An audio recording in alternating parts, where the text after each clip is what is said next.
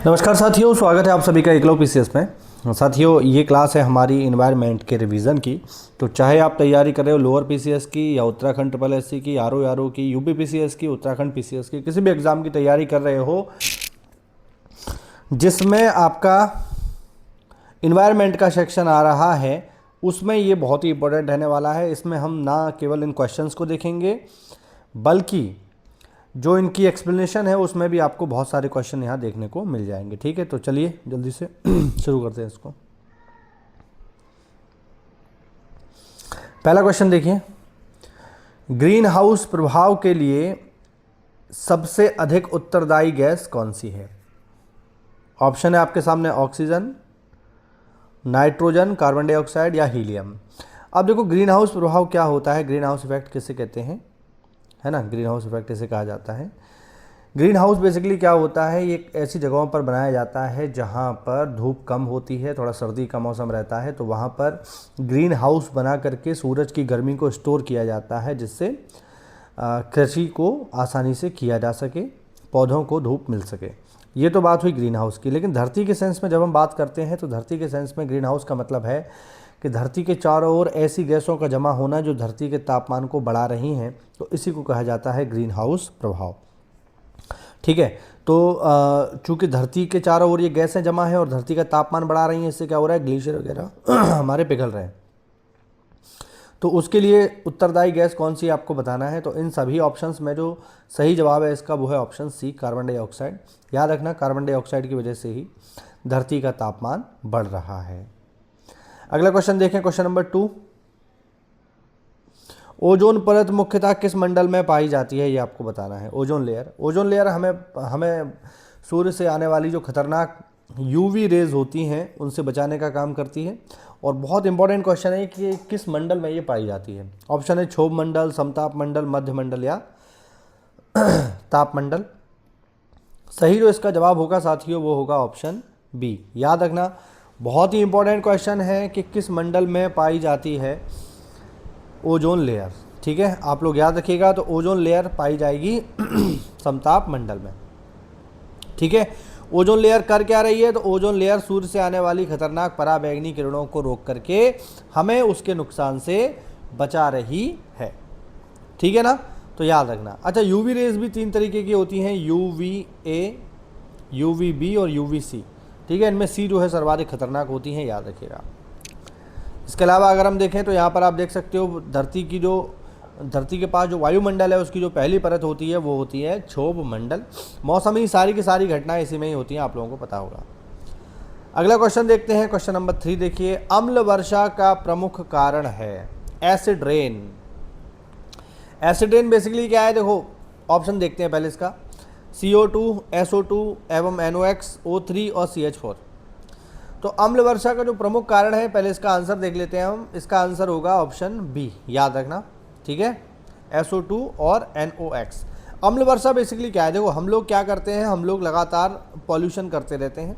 वो पॉल्यूशन जो है हवा के साथ ऊपर चला जाता है। अब जब बादल बनते हैं, जब मानसून आता है तो पानी बरसेगा, और ये जितना भी पॉल्यूटेंट जो वातावरण में इकट्ठा हो गया है, जब पानी बरसेगा तो ये सारा का सारा पॉल्यूटेंट पानी के साथ नीचे आ जाएगा, पानी में घुल के नीचे आ जाएगा। इसी को हम लोग कहते हैं अम्ल वर्षा।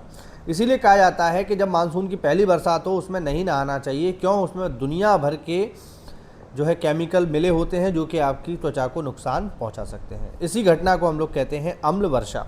ठीक है, तो अम्ल वर्षा के लिए जिम्मेदार क्या है, SO2 और NOx। ये जल के साथ जब क्रिया कर लेता है ना, SO2 जब जल के साथ मिल जाता है तो बना देता है H2SO4, और ये क्या है, ये है सल्फ्यूरिक अम्ल, है ना। एक चीज़ और याद रखना, पेपर में पूछा जाता है कि ताजमहल का रंग जो है पीला होता जा रहा है, किसकी वजह से तो वो उसका कारण अम्ल वर्षा ही है। और अम्ल वर्षा की वजह से जो संगमरमर होता है ना, उसमें क्या होता है, उसमें गड्ढे गड्ढे पड़ जाते हैं और उसकी जो चिकनाहट होती है वो ख़त्म हो जाती है। इसी को कहा जाता है स्टोन लेप्रोसी। ठीक है, स्टोन लेप्रोसी से कहते हैं, इसके लिए एक शब्द जो इस्तेमाल होता है वो स्टोन लेप्रोसी होता है, याद रखिएगा। आगे बढ़ते हैं, क्वेश्चन नंबर 4।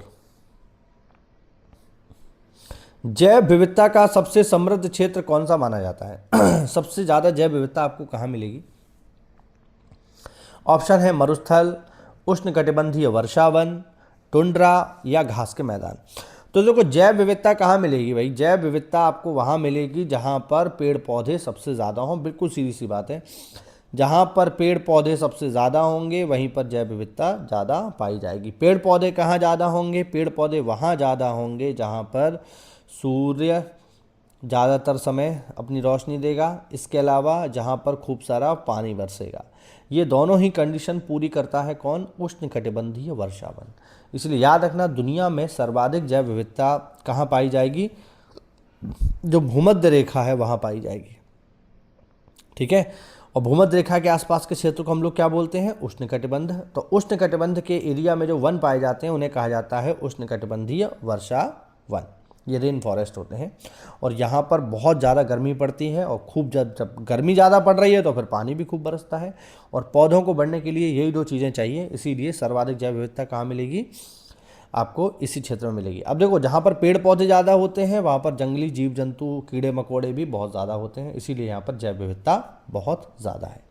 और वैसे भी आप लोग याद रखना भूमध्य रेखा के आसपास का जो इलाका है ना, जो इक्वेटर जो 0 डिग्री का इलाका है, वहीं आपको सर्वाधिक जैव विविधता देखने को मिलेगी। जैसे जैसे आप भूमध्य रेखा से दूर जाओगे, चाहे तो नॉर्थ में चाहे तो साउथ में, जैव विविधता कम होती जाएगी। अब यहाँ पर एक क्वेश्चन ये भी पूछ सकता है कि बताओ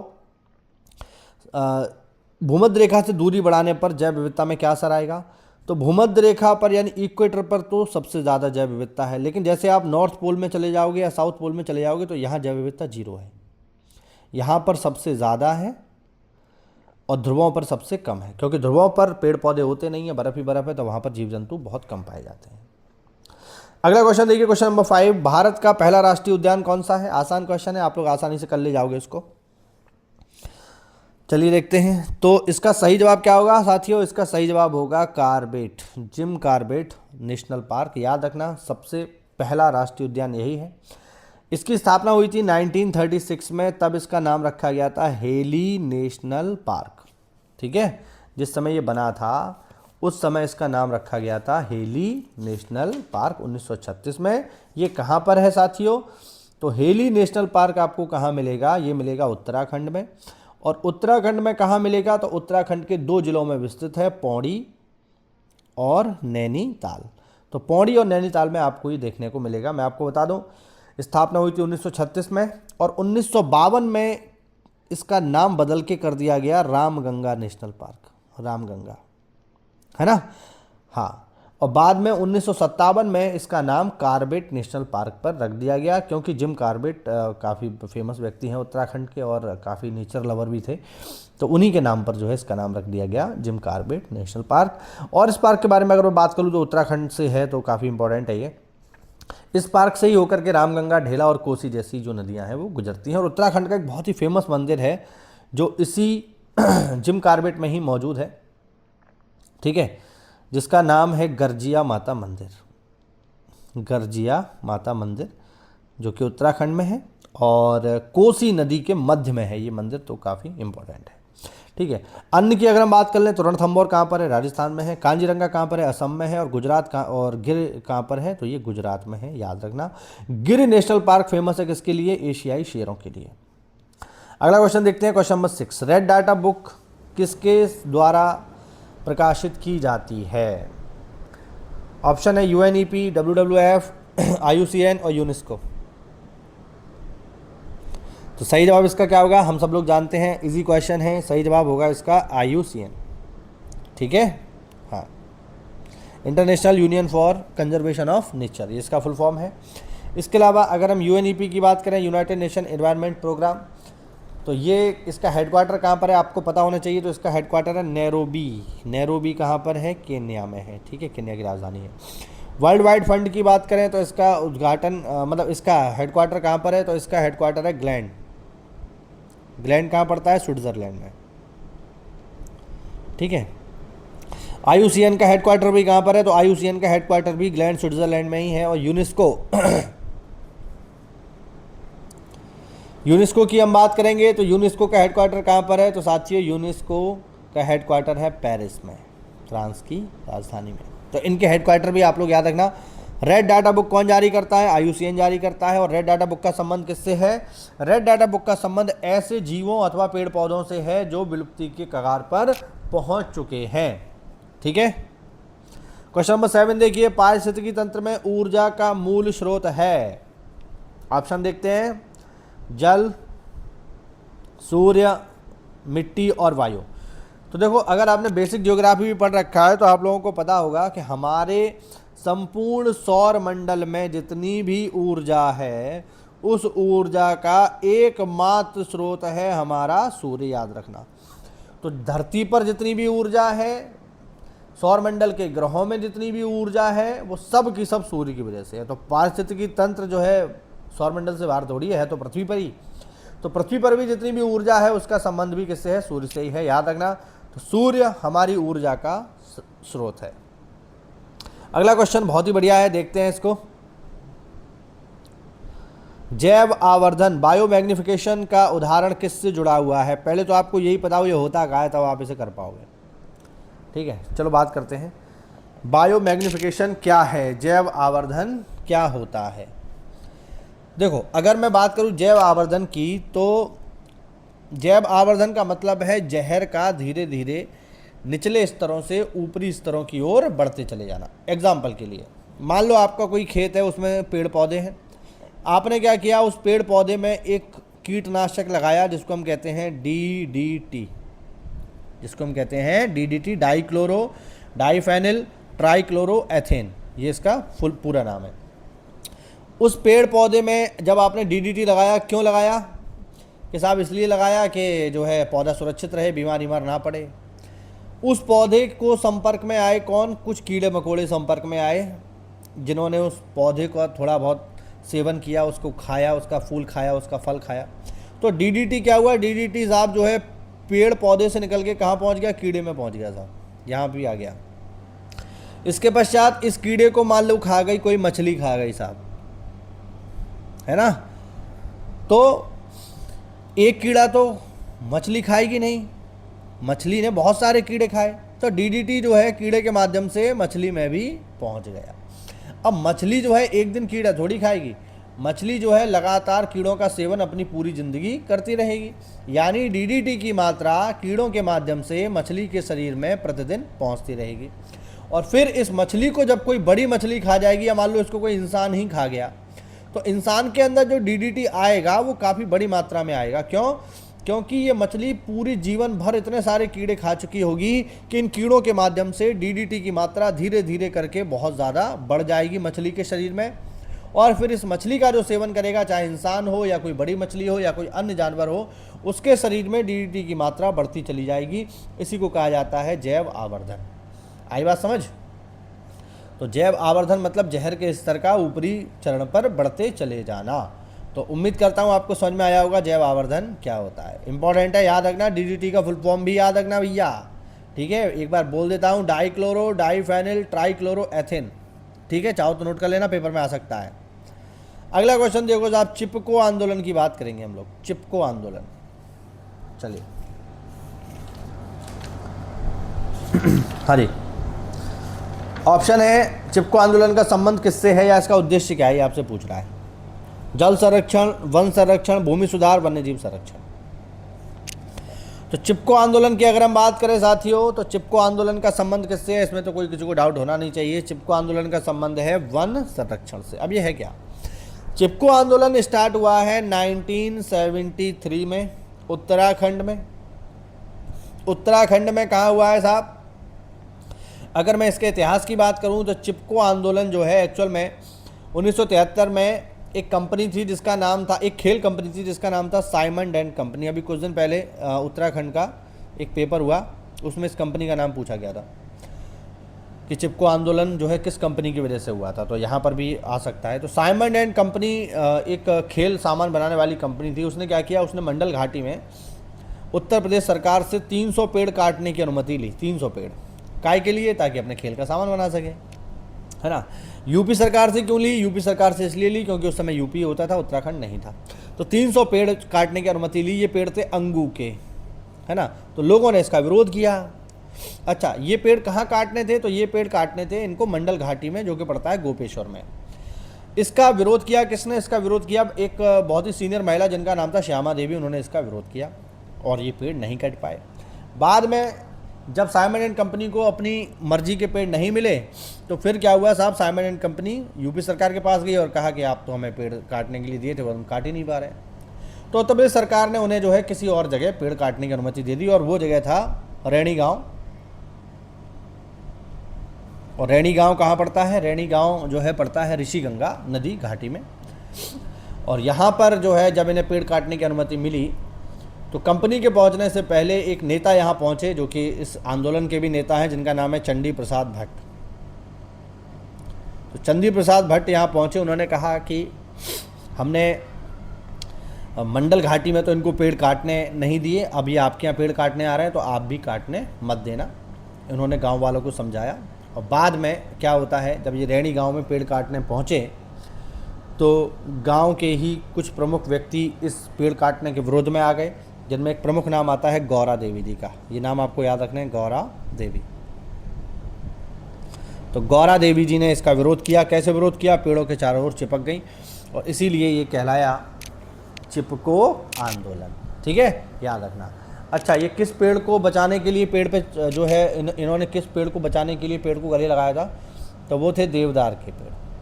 ठीक, तो काफ़ी फेमस है ये आंदोलन। आपसे पूछा जा सकता है कब शुरू हुआ? 1973। नेता कौन है इसके? तो गौरा देवी और चंडी प्रसाद भट्ट, याद रखना। आगे देखें, रामसर सम्मेलन का संबंध किससे है भैया? तो रामसर सम्मेलन हम लोग जानते हैं, रामसर सम्मेलन का संबंध है आर्द्र भूमियों से और बेसिकली आर्द्र भूमियों के संरक्षण से। ठीक है, रामसर सम्मेलन की मैं अगर बात करूं, थोड़ा इतिहास में अगर हम जाएं तो इसकी स्टार्टिंग हुई थी 1971 में। रामसर सम्मेलन कब हुआ था? 1971 में हुआ था, 2 फरवरी के दिन हुआ था, इसीलिए हम लोग हर साल 2 फरवरी को आर्द्र भूमि दिवस मनाते हैं। भारत रामसर सम्मेलन में कब शामिल हुआ? 1971 में नहीं हुआ, भारत इसमें शामिल हुआ है 1982 में। ये बात आपको याद रखनी है। ठीक है, रामसर साइट की बात चल रही है तो भारत में कितनी रामसर साइट है? तो भैया भारत में 100 रामसर साइट है, याद रखना, बहुत इंपॉर्टेंट है। इस समय भारत में 100 रामसर साइट है। 100वीं रामसर साइट के बारे में आपको 100% पता होना चाहिए क्योंकि पेपर में आ सकता है। वो बनी है यूपी में। यूपी में कहाँ बनी है?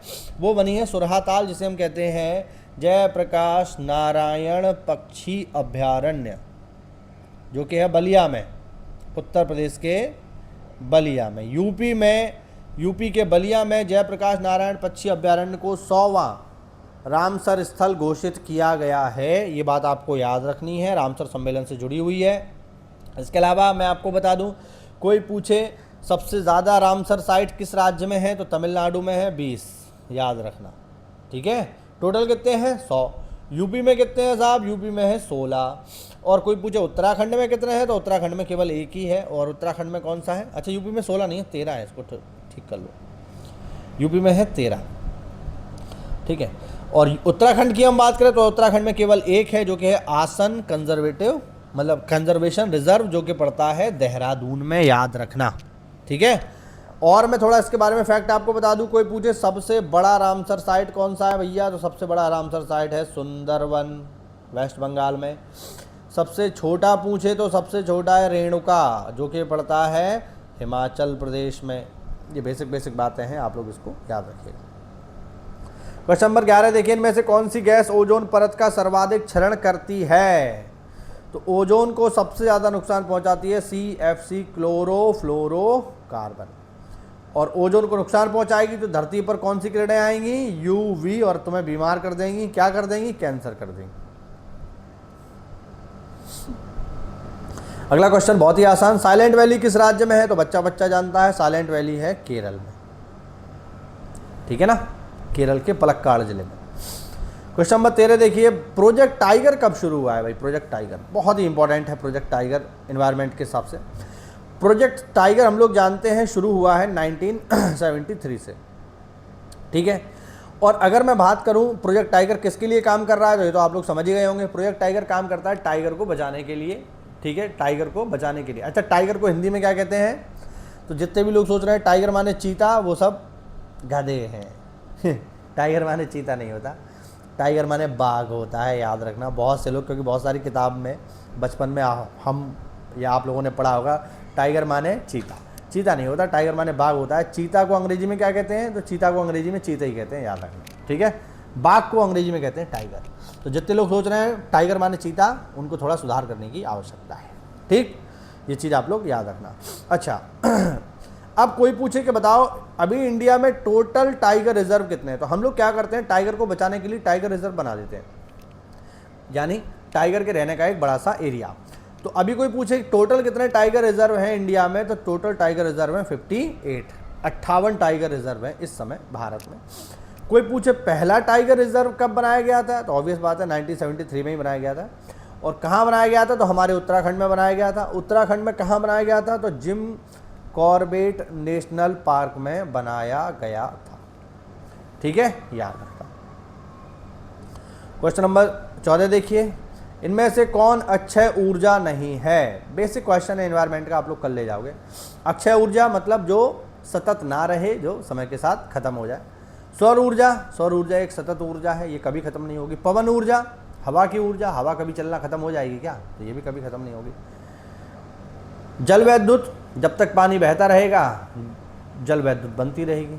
लेकिन कोयला एक अक्षय ऊर्जा का उदाहरण नहीं, कोयला समय के साथ खत्म हो जाएगा। अगला क्वेश्चन, वन्य जीव संरक्षण अधिनियम किस वर्ष लागू हुआ? तो देखो याद रखना, प्रोजेक्ट टाइगर से ठीक 1 साल पहले ये लागू हुआ है। प्रोजेक्ट टाइगर आया है 1973 में और वन्य जीव संरक्षण आया है 1972। तो करेक्ट आंसर हो जाएगा 1972। इंपॉर्टेंट क्वेश्चन है। पेरिस समझौता किससे संबंधित है, आपको बताना है। पेरिस समझौता ओजोन संरक्षण से, जलवायु परिवर्तन से, जैव विविधता या समुद्री प्रदूषण? सही जवाब होगा जलवायु परिवर्तन से, याद रखना। पेरिस समझौते की मैं बात करूं तो ये हुआ है 2015 में और लागू हुआ है 2016 से। काम किस लिए करता है? धरती पर जलवायु परिवर्तन के लिए कार्य करता है।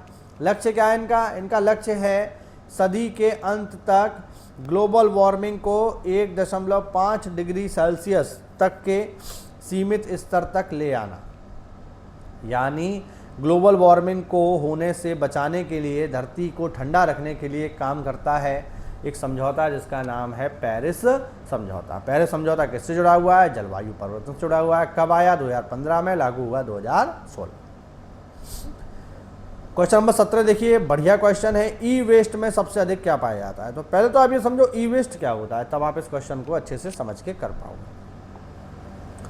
ई वेस्ट क्या है? ई वेस्ट का मतलब होता है इलेक्ट्रॉनिक वेस्ट। जो भी हम देखो फ़ोन, हम मोबाइल यूज़ करते हैं, कंप्यूटर यूज़ करते हैं, टैबलेट यूज़ करते हैं, अब कुछ समय तक ये चलते हैं, अब इनके साथ चार्जर भी आते हैं, कुछ समय तक ये चलते हैं फिर ख़राब हो जाते हैं। तो हम लोग क्या करते हैं, हम लोग इन्हें नॉर्मली पहले तो कबाड़े में डाल देते हैं और उसके बाद जब दिवाली आती है तो दिवाली के सवाई में घर से बाहर चला जाता है, बेसिकली कूड़े में चला जाता है।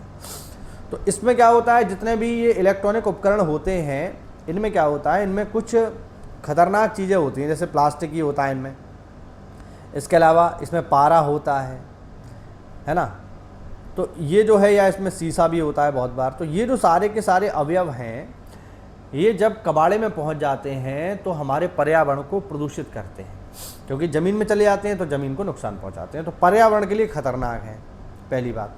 दूसरी बात ये कि इन सभी उपकरणों में कुछ बहुमूल्य धातुएं भी पाई जाती हैं, जैसे सोना, चांदी, ये सब इनमें पाया जाता है।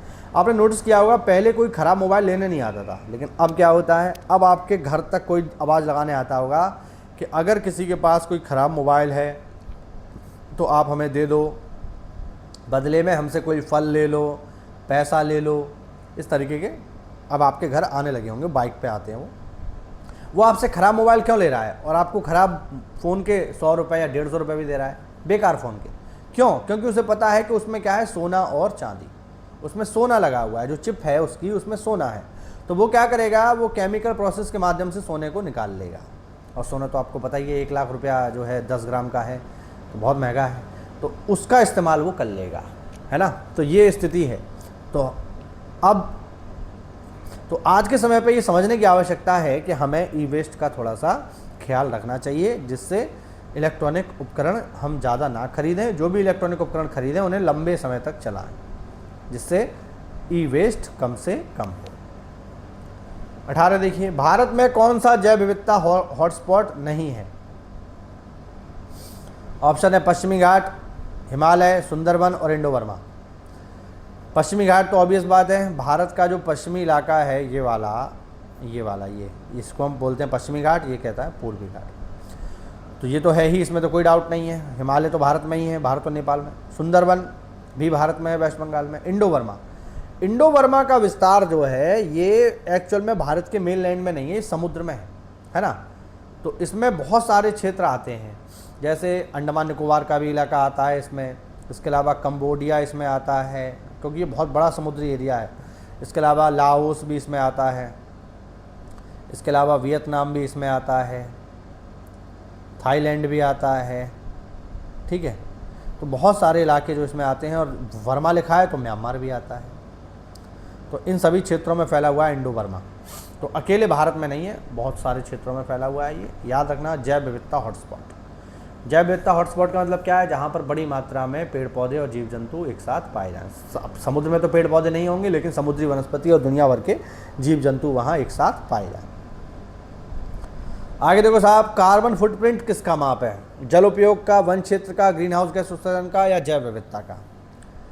तो पहले हम समझते हैं कार्बन फुटप्रिंट होता क्या है। देखो, इसकी परिभाषा मैं आपको बताता हूँ। किसी व्यक्ति या संस्था के द्वारा छोड़ी गई कुल ग्रीन हाउस गैसेस, जिनमें प्रमुखता से CO2 और मीथेन शामिल होती है, इसको कहा जाता है कार्बन फुटप्रिंट। जैसे मान लो आपका एक घर है, अब उस घर में एक फ्रिज है, 2 AC हैं, ठीक है। तो आप ऑब्वियस बात है, अभी गर्मी पड़ रही है तो फ्रिज भी चलाओगे, AC भी चलाओगे। तो इनको चलाने से क्या होता है? ग्रीन हाउस गैसों का उत्सर्जन होता है। तो वो ग्रीन हाउस गैस जो आपके घर से निकल रही हैं, वो आपके घर का कार्बन फुटप्रिंट हो गया। उसको मापा जा सकता है कि कितना निकल रहा है। अब मान लो आपने 2 की जगह 4 AC कर ली, तो आपके घर का कार्बन फुटप्रिंट बड़ा हो जाएगा। 4 की जगह 6 AC कर ली तो और बड़ा हो जाएगा। बात समझ रहे हैं? तो इसको कम करने पर जो है दुनिया भर में जोर दिया जा रहा है। तो कार्बन फुटप्रिंट का संबंध किससे है? ग्रीन हाउस गैस उत्सर्जन से। ग्रीन हाउस गैस में भी कौन? तो जैसा कि मैंने बताया, CO2 और मीथेन। क्वेश्चन नंबर 20 देखिए, पारिस्थितिकी तंत्र के जनक कौन है? तो हम सब लोग जानते हैं पारिस्थितिकी तंत्र के जनक कौन है भैया? पारिस्थितिकी तंत्र के जनक हैं श्रीमान अर्नेस्ट हैकल, ठीक। 21 देखिए, इन सीटू संरक्षण का क्या उदाहरण है? देखिए, जब भी जैव विविधता संरक्षण की बात आती है तो 2 तरीके होते हैं। पहला है इन सीटू और दूसरा है XC2। इन सीटू और XC2। इन सीटू का मतलब क्या है? इन सीटू का मतलब है कि जो जीव जहाँ पर पाया जा रहा है अपने प्राकृतिक पर्यावास में, अपने प्राकृतिक घर में, उसे वहीं पर सुरक्षित कर दिया जाए, ठीक है। इसका बेस्ट एग्जाम्पल है प्रोजेक्ट टाइगर। अब टाइगर जंगल में पाया जा रहा है तो हम क्या करें? उसे जंगल में ही सुरक्षित कर दें, उसे अपने घर पर ही सुरक्षित कर दें। तो ये होता है इन सीटू, ठीक है। और दूसरा होता है XC2। XC2 क्या है? कि उस जीव को जो कि अपने प्राकृतिक पर्यावास में है, अगर हमें महसूस होता है कि वहाँ अगर छोड़ा तो वहाँ समाप्त हो जाएगा उसकी प्रजाति, तो उसे हम जंगल से निकाल के फिर चिड़ियाघर वगैरह में रख लेते हैं। तो ये कहलाता है XC2। यहाँ पूछ रहा है इन सीटू। इन सीटू में क्या होगा कि जो व्यक्ति जहाँ पाया जा रहा है वहीं पर उसे सुरक्षित कर दिया जाए। तो इसका बेस्ट एग्जाम्पल क्या होगा? राष्ट्रीय उद्यान। राष्ट्रीय उद्यान बनाए ही इसीलिए जाते हैं कि जो जीव जहाँ पाया जा रहा है उसे वहीं सुरक्षित कर दो। 22 देखिए, बायोस्फीयर रिजर्व का मुख्य उद्देश्य क्या है भाई? केवल पर्यटन, केवल वन कटाई, संरक्षण एवं सतत विकास, या खनन? तो आसान क्वेश्चन है, आप लोग कर लोगे। इसका सही जवाब क्या होगा? Option C. मॉन्ट्रियल प्रोटोकॉल कई बार एग्जाम में आ चुका है, बहुत बार एग्जाम में आया है। मॉन्ट्रियल प्रोटोकॉल क्या है? तो मॉन्ट्रियल प्रोटोकॉल का संबंध किससे है भैया? मॉन्ट्रियल प्रोटोकॉल का संबंध है ओजोन परत संरक्षण से। अभी मैंने बताया ना, यूवी वही वाला है। तो मॉन्ट्रियल प्रोटोकॉल का संबंध है साथियों ओजोन लेयर के संरक्षण से।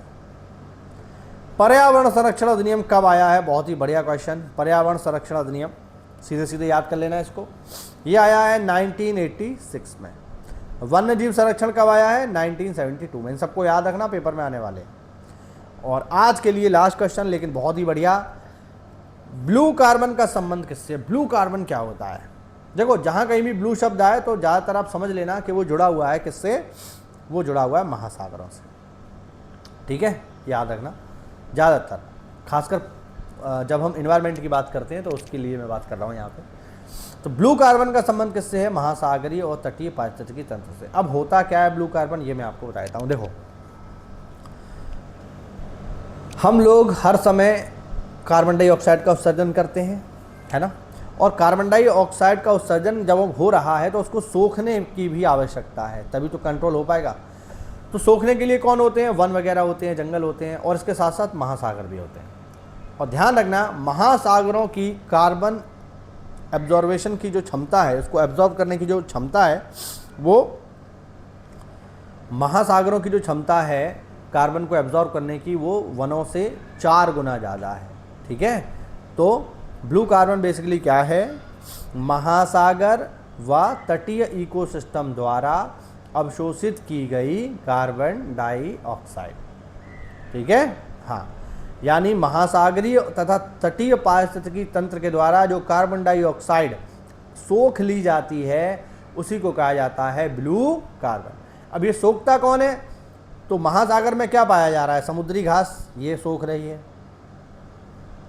और क्या पाया जा रहा है साहब? तटीय पारिस्थितिकी तंत्र की बात करेंगे तो मैंग्रोव वन। तो मैंग्रोव वन और समुद्री घास के द्वारा जो कार्बन डाइऑक्साइड को सोखा जा रहा है, उसी सोखी हुई कार्बन डाइऑक्साइड को हम लोग कहते हैं ब्लू कार्बन। और जैसा कि मैंने अभी आपको बताया कि महासागरीय तथा तटीय पारिस्थितिकी तंत्र वनों की तुलना में 4 गुना ज़्यादा कार्बन डाइऑक्साइड को सोख सकते हैं, 4 गुना ज़्यादा। लेकिन अब हम लोग क्या कर रहे हैं? हम लोग इसमें पानी में दुनिया भर का युद्ध कर रहे हैं, तेल फैला रहे हैं, मछलियों को मार रहे हैं, तो हम तो खैर नेचर का नुकसान ही करते हैं। तो ये हुए हमारे 25 क्वेश्चंस। उम्मीद करता हूँ आपको समझ में आए होंगे और बहुत सारी इन्फॉर्मेशन आपको इसमें मिली होगी। तो ऐसा है तो वीडियो को लाइक करो, चैनल को सब्सक्राइब कर लो, और इस PDF को लेने के लिए मेरा टेलीग्राम चैनल जरूर ज्वाइन कर लो। मिलते हैं अगली क्लास में, तब तक के लिए जय हिंद, जय भारत, वंदे मातरम।